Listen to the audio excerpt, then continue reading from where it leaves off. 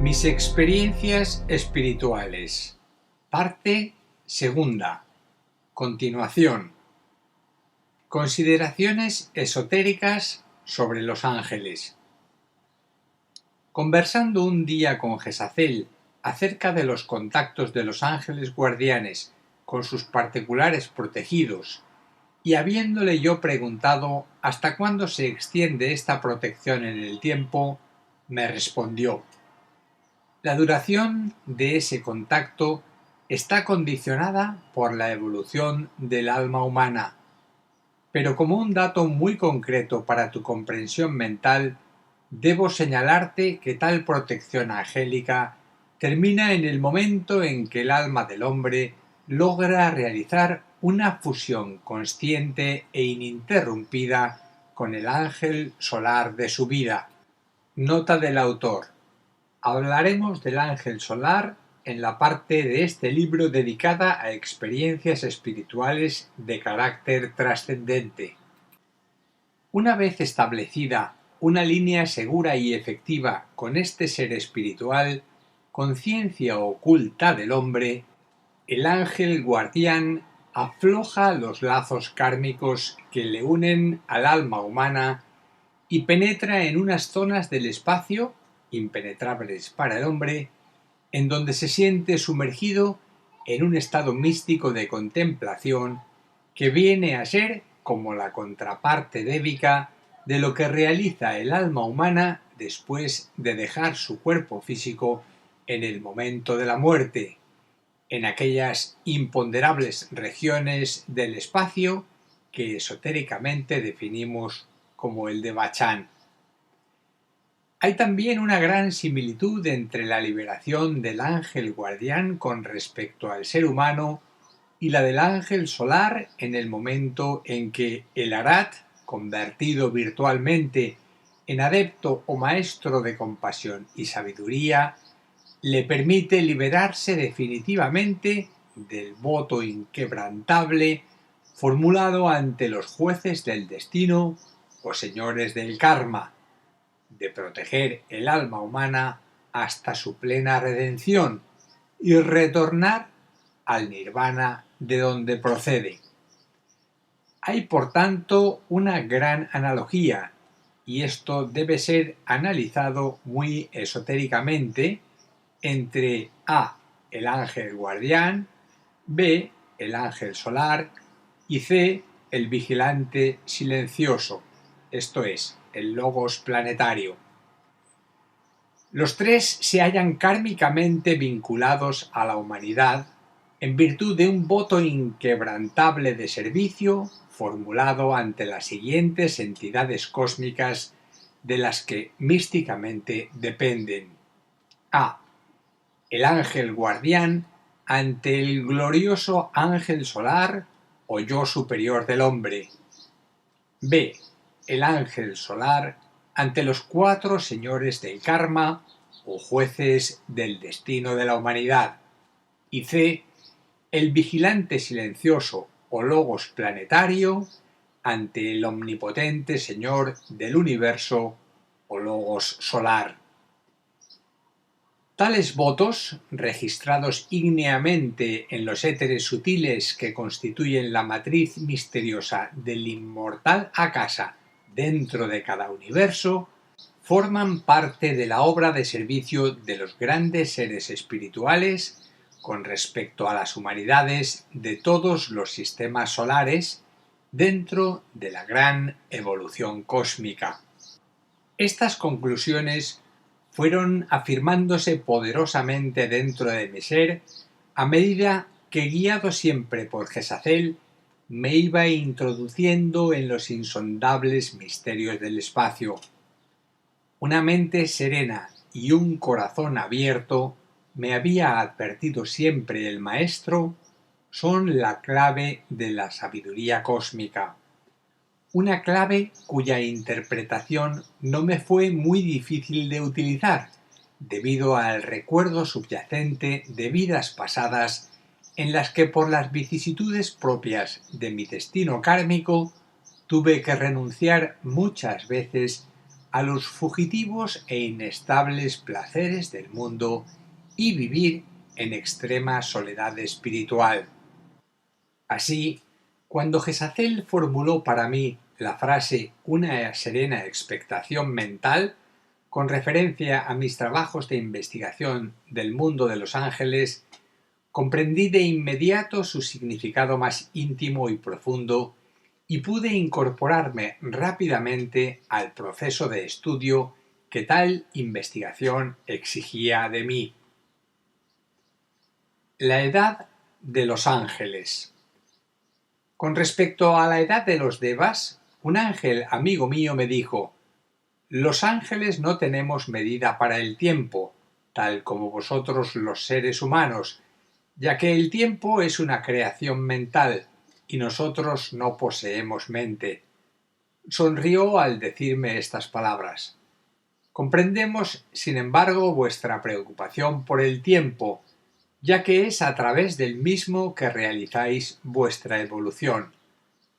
La diferencia existe únicamente en que nosotros percibimos las cosas por todo nuestro ser y vosotros lo hacéis a través de vuestros sentidos de percepción sensorial y reunís luego todas estas percepciones en la mente.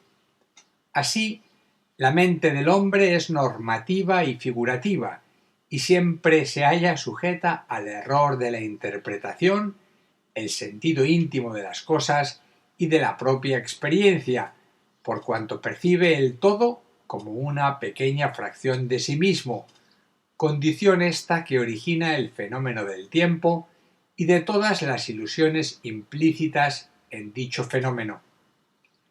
El ángel lo ve todo desde el centro místico de su ser y a través de todos y cada uno de los elementos magnéticos y radiantes que componen la estructura sutil de su particular forma débica, etérica, astral, mental, búdica, etc.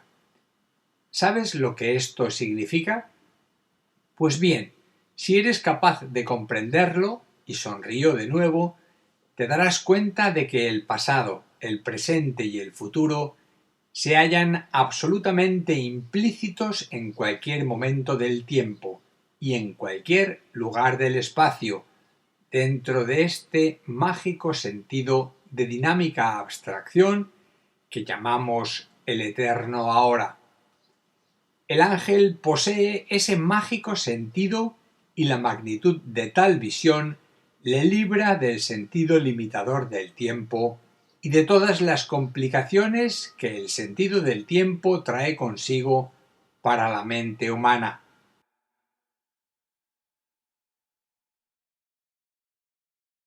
Sin embargo, el hombre posee consubstancialmente con su propósito espiritual de perfección la clave mística del eterno ahora de la conciencia, una clave que se va desarrollando en el transcurso de las edades y se manifiesta como un inmenso e inefable equilibrio entre la razón y el amor, entre la mente y el corazón. En la suprema calma y absoluto silencio que surge de tal equilibrio se halla la raíz espiritual de la redención del hombre y el principio de unificación del reino de los hombres con el reino de los devas. Todos somos hijos de Dios y en todo hombre subyace un ángel, así como en cada ángel subyace un hombre. Comprenderás, pues, siguiendo el orden de estas líneas, que los hombres y los ángeles han de llegar un día a un punto de perfecta unidad espiritual. La hora llegará indudablemente cuando el tiempo simbolizado por los humanos y el espacio simbolizado por los devas lleguen a establecer un perfecto equilibrio. La tarea principal corresponde al hombre, el cual ha de reducir a cero su tiempo kármico y aumentar la validez de la noción de espacio a términos de infinito. Al centro humano débico de fusión, unidad y equilibrio puedes denominarlo, si quieres, ley de fraternidad, conciencia de liberación o relación cósmica.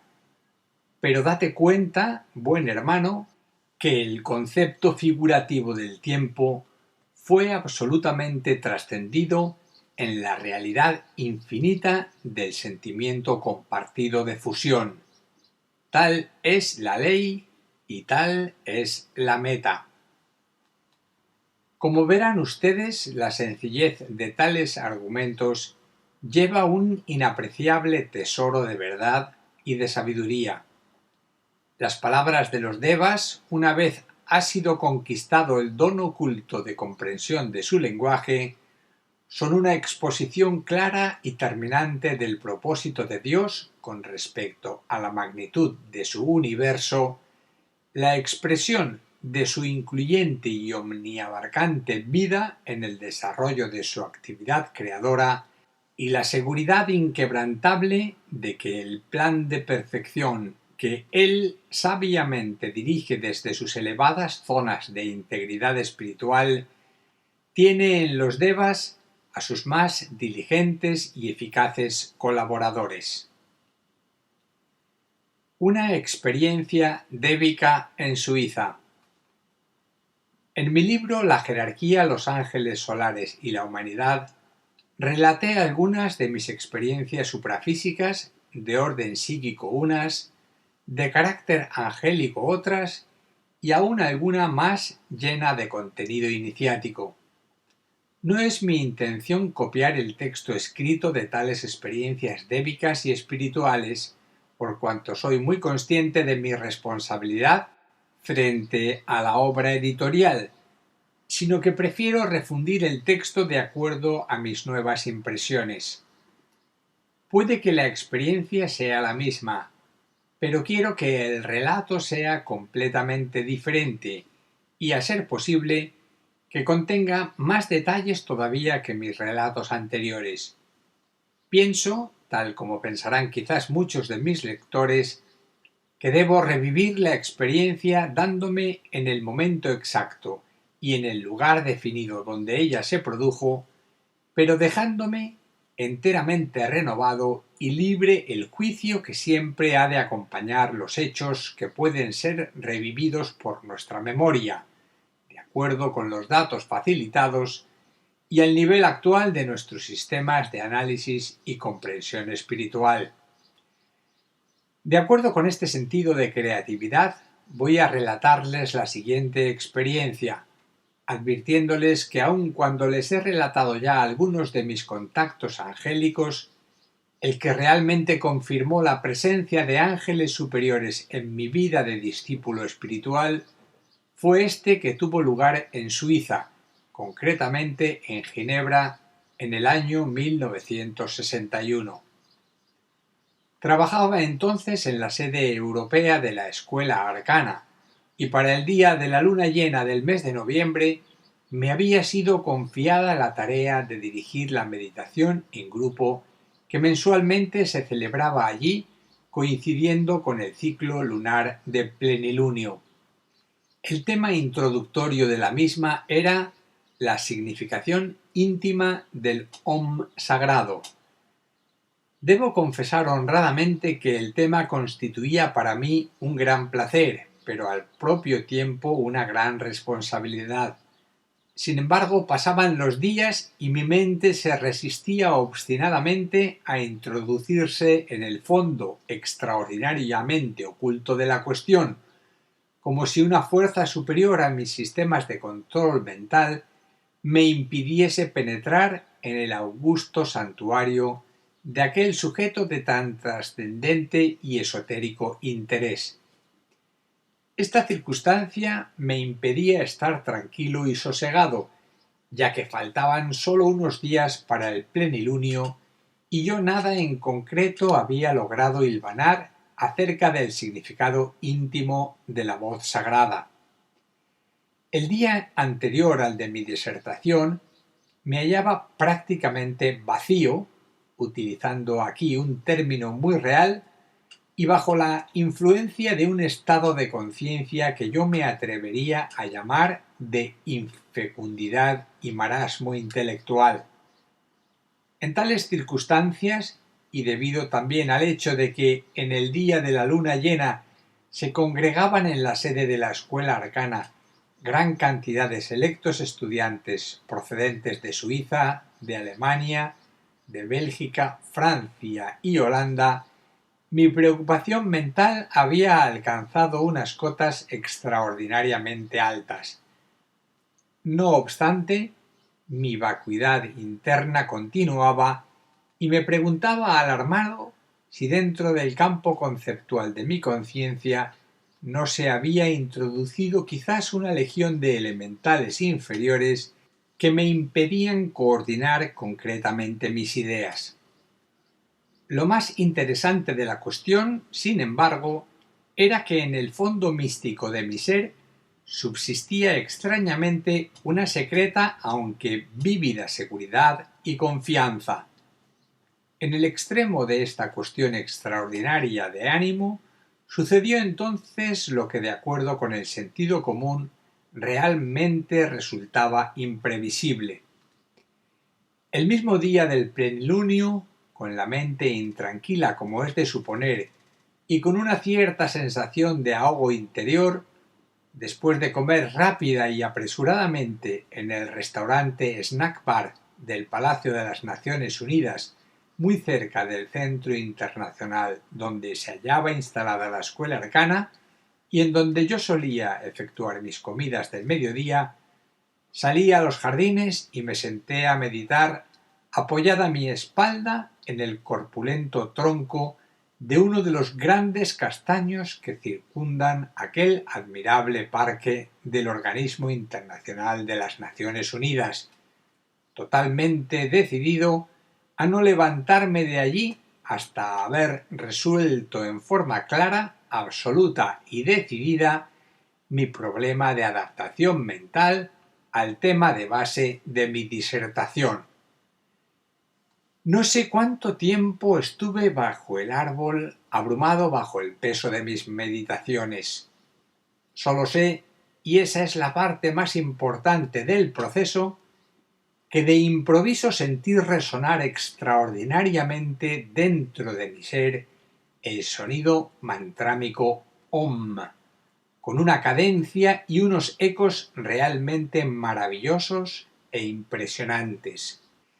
Al conjuro de este inesperado mantram, todo mi ser despertó de improviso a una realidad totalmente nueva y desconocida en el orden conceptual de mi conciencia. En aquel momento inexplicablemente fúlgido del tiempo y en un fulgurante despertar de mi conciencia, comprendí sin esfuerzo alguno y en profundidad el significado íntimo del Om sagrado y todas las implicaciones mentales relacionadas a cómo debía someter aquellas ideas a la consideración del distinguido y atento auditorio que asistiría por la noche a la meditación grupal de plenilunio. La rápida toma de conciencia de mi vehículo físico no me impidió percibir ante mí y en actitud de bendecir a un esplendente y luminoso Deva, el cual, operando misteriosamente dentro de mi ser, me había dispensado el honor de introducirme en la silenciosa cámara oculta en el interior místico del espacio, de donde surge el sonido mantrámico Om, y de permitirme captar sus más íntimos y asequibles secretos. Según aprendí más adelante, cuando ya había establecido un más consciente y profundo contacto con el mundo débico, los ángeles, en sus múltiples jerarquías y funciones, son los celosos guardianes de los sonidos creadores de la naturaleza, desde el imperceptible sonido de un átomo, al oscilar sobre sí mismo, hasta el que emite la propia esfera de la Tierra al surcar los éteres del espacio en su camino alrededor del Sol. Por todas estas razones y otras todavía más ocultas que me fue posible captar más adelante, puedo decir que desde el momento en que aquel bendito Deva me había permitido escuchar el Om sagrado, la voz del ángel solar dentro del ser, el significado íntimo de la voz y la pronunciación íntima de aquel mágico sonido quedaron incorporados para siempre dentro de mi conciencia.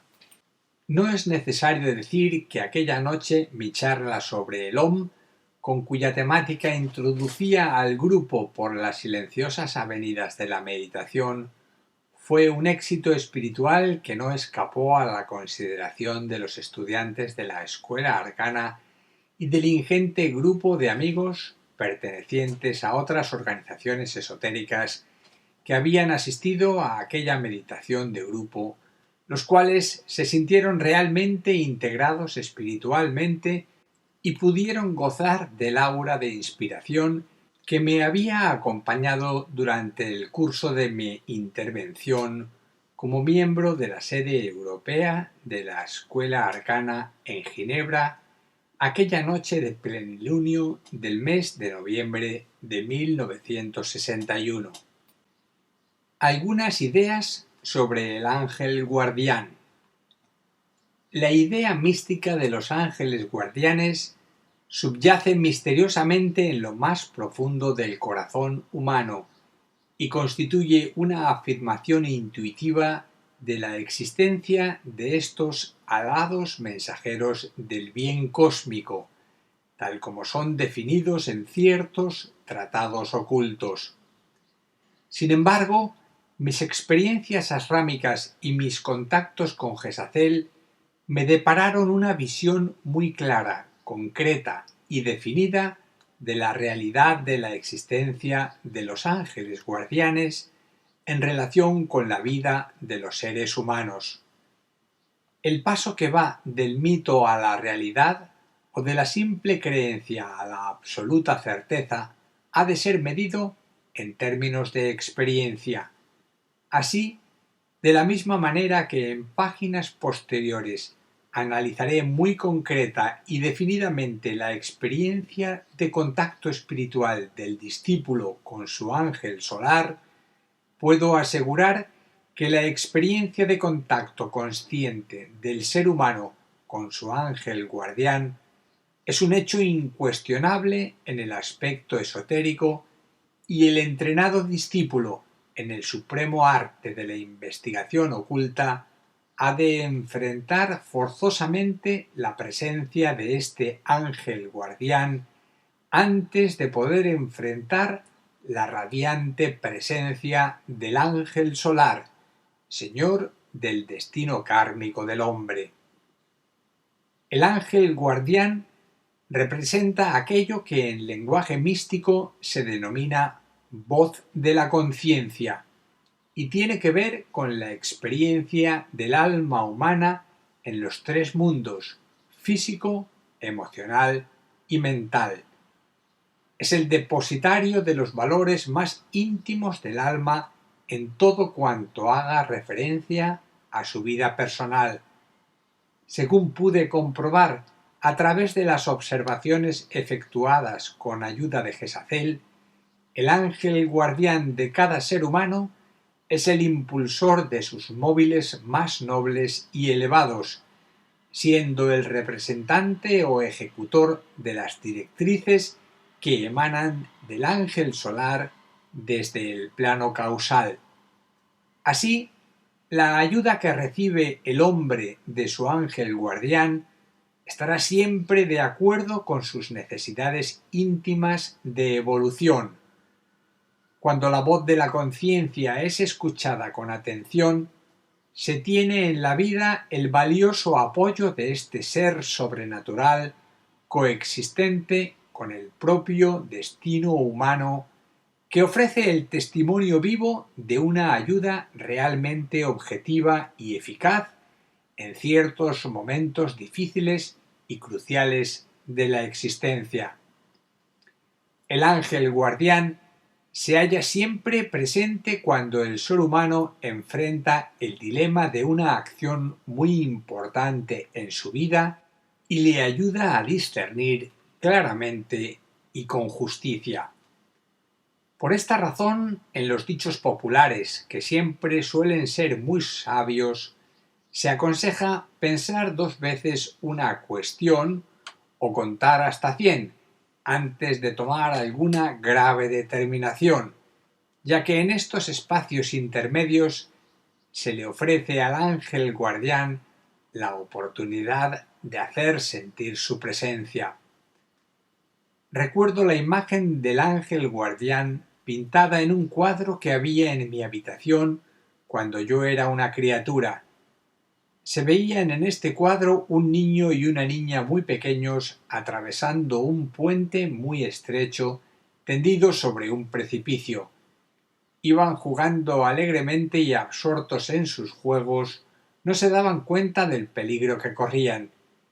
Pero por encima de ellos y cubriéndoles con su luminosa aura de paz y de confianza, se hallaba la resplandeciente figura del ángel guardián que les amparaba y protegía. La representación objetiva del ángel guardián de aquel cuadro y el íntimo significado que yo le asignaba dentro de mi mente infantil marcaron profundamente los años de mi niñez y aún recuerdo a mi madre enseñándome a invocar a mi ángel guardián por la noche antes de acostarme. Yo estaba firmemente seguro de que él me ayudaba y aún en mis momentos de crisis juveniles, que no fueron pocas, aprendí a pedirle consejo y ayuda. Después, la imagen fue borrándose de mi mente al hacerme mayor y tener que enfrentar más graves y apremiantes problemas sociales e individuales. Sin embargo, en cierto definido estadio de mis investigaciones débicas, Gesazel me presentó un día a un resplandeciente deva cuya presencia me resultó tan familiar y querida que involuntariamente me precipité para abrazarle. Gesazel sonrió y me lo presentó de esta sencilla manera: «Este es tu ángel guardián». Me di cuenta entonces de que aquel ángel radiante y tan querido, el cual correspondió con agrado a mis expansiones de afecto, era parte de mí mismo. Sentía como si mi conciencia fuese la suya y que no hubiese distancia entre él y yo. Al pensar y sentir, notaba que se estremecía luminosamente su aura radiante, como si él reflejase exactamente todo cuanto yo era y cuanto yo sentía. Me contemplaba sonriente y de una manera muy íntima y secreta que no me es dado revelar. Me estaba mostrando algunas escenas de mi vida en las cuales él me había ayudado o me había librado de algún mortal peligro. Siempre sonriente me había señalado mi corazón como diciéndome que era allí donde él residía y de donde podía yo recibir sus consejos e insinuaciones. Me había indicado seguidamente su corazón, que aparecía ante mí como una resplandeciente esfera de fuego, como diciéndome: «Y tú vives aquí». Durante el tiempo, siempre imprevisible debido a la distinta sintonía entre el plano físico y el nivel causal en donde tenía lugar este contacto que pasé con mi ángel guardián, este hizo desfilar ante mi asombrada observación una serie de impresionantes hechos y circunstancias de mi vida kármica, que me hicieron consciente del enorme trabajo que representa para un ángel guardián el poder ayudar eficazmente a sus particulares protegidos. Parecía hallarse, y esto lo registré muy vivamente en mi conciencia, muy satisfecho de mí, y parecía indicarme, elevando su mano hacia arriba con el dedo índice extendido, que ahora la ayuda que yo debería recibir venía desde el plano causal, en donde se hallaba ubicado el ángel solar, el promotor espiritual de mi existencia. Aparentemente mi ángel guardián se hallaba libre en cierta manera del compromiso kármico que le había unido a mi alma desde el momento mismo de mi nacimiento en la vida física. Sin embargo, el sentimiento infinito de inenarrable simpatía y atracción espiritual que experimentaba por mi ángel guardián era tan intenso y profundo que ahora, después de algunos años de haber realizado aquella experiencia de contacto angélico, cada vez que recuerdo el hecho, siento desbordarse de ternura mi corazón. Estoy seguro, por tanto, que jamás podré olvidar ni en esta vida ni en todas las demás posibles vidas que el destino kármico me tiene señaladas, la sonriente, benevolente y luminosa figura de mi ángel guardián, como tampoco podré olvidar jamás a todos aquellos a quienes tanto he amado en esta presente fase de mi existencia kármica. Dos íntimos relatos de guerra. Voy a relatarles seguidamente dos experiencias espirituales de entre las muchas que podría contarles en las que fui muy eficaz y oportunamente ayudado por mi ángel guardián. Forman parte de unos escritos inéditos rememorando pasajes de la Guerra Civil Española que yo denomino íntimos relatos de guerra. Veamos. Recuerdo exactamente la posición que ocupaba en una trinchera abierta durante la noche, a la izquierda de una pequeña ermita denominada de la Santa Cruz, enclavada en el Monte Calvario de la Sierra de los Monegros. Desde allí donde me encontraba se dominaba una considerable extensión del valle y de otras montañas menores extendida allá o a lo lejos. Esta posición tenía un gran valor estratégico, dado el dominio que desde allí se ejercía sobre las comunicaciones que llevaban a Zaragoza. Por tanto, el contraataque enemigo no se hizo esperar y ya desde las primeras horas de haber sido tomadas aquellas posiciones estaban siendo furiosamente bombardeadas por la aviación y la artillería las unidades que habían intervenido en el asalto. Como yo era muy joven todavía y al igual que todos los demás hacía muy poco que me hallaba en el frente de guerra, tenía bastante miedo y realmente lo pasaba muy mal, pues en el lugar en donde me encontraba no había defensa alguna, salvo unos pocos sacos terreros. Los bombardeos arreciaban y contemplando el valle a través de la densa humareda que provocaban, podía ver a una ingente cantidad de fuerzas militares procedentes de Zaragoza que acudían rápidamente con ánimos de reconquistar las posiciones tomadas durante la noche por las tropas republicanas. De improviso oí una voz potentísima dentro de mi conciencia que me decía: «Sal inmediatamente de aquí». Al impulso de esta voz me sentí potentemente lanzado fuera de la trinchera, yendo a parar a unos 12 o 15 metros de allí, y en aquel preciso momento una potentísima granada estalló encima del lugar en donde hacía unos instantes me hallaba. La trinchera había sido completamente destruida y en su lugar solo se veía un profundo y humeante cráter. Lleno de polvo y atontado completamente por la tremenda explosión, descendí por el otro lado de la montaña, no pudiendo comprender cómo había podido llegar hasta allí, ni explicarme las extrañas circunstancias en que fue emitida aquella potente voz que me había salvado de una muerte cierta. En aquella gigantesca vaguada del sector de Valsequillo había no menos de 3 divisiones con sus correspondientes cuerpos auxiliares. Yo era entonces capitán de una compañía de ingenieros zapadores y con esta unidad a mi mando ocupaba un lugar definido dentro del grueso de la división a la cual mi unidad pertenecía. Estaba escribiendo una carta para mis padres.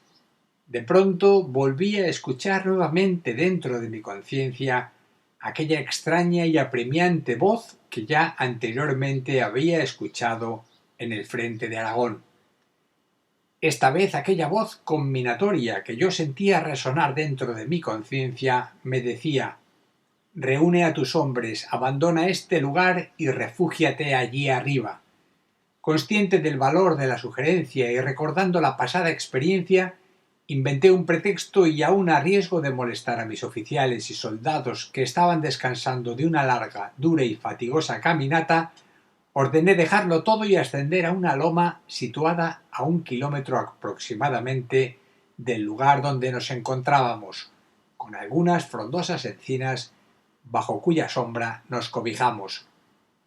Al cabo de un tiempo de estar allí oímos el peculiar zumbido de la aviación, un ruido sordo que iba aproximándose, llenándonos de inquietud y sobresalto. Un centenar de bombarderos Junkers alemanes se hallaban casi encima de nosotros e iniciaban un furioso bombardeo sobre las tropas que se encontraban en aquella gigantesca hondonada. El clásico silbido de las bombas al caer que hiela la sangre de los combatientes más valerosos y las potentísimas explosiones que se enseñorearon del lugar durante largo tiempo ensordecieron nuestros oídos y nos obligaron a hundir nuestros rostros contra el suelo. Una vez realizado aquel impresionante bombardeo, el más grande e intenso al cual yo había asistido, solo se veía una densa humareda y solamente se oían los lamentos de los heridos y los quejidos de los moribundos. Jamás había presenciado un espectáculo semejante. Jamás había visto tantas vidas destrozadas, tanta sangre, tantos miembros amputados, tantos amigos muertos. Quien haya visto de cerca la espantosa carnicería que provoca el bombardeo de la aviación sobre grandes concentraciones humanas, odiará sin duda para siempre la guerra y maldecirá desde el fondo de su corazón a todos aquellos que sean capaces de producirla, quererla o determinarla. La voz imperiosa de mi ángel guardián, que por 2 veces me había salvado la vida durante la guerra, la he escuchado en varias ocasiones durante el curso de mi existencia, advirtiéndome a veces de algún peligro o brindándome otras algún valioso consejo que me fue muy útil en el desenvolvimiento de mi existencia kármica. Debo afirmar, sin embargo, que la audición de esta voz inconfundible de la conciencia es el resultado de haberme esforzado durante años en la práctica de la silenciación de mis actividades mentales, una técnica específica señalada por mi maestro y que yo intuitivamente utilizaba. Sea como sea, el ángel guardián no es para mí el fruto de una leyenda arcaica, la consecuencia de un mito o el resultado de una tradición religiosa, sino que es una realidad vívida e incuestionable que he podido constatar científicamente utilizando la aguda sensibilidad de mi vehículo mental y la inapreciable ayuda de mi maestro.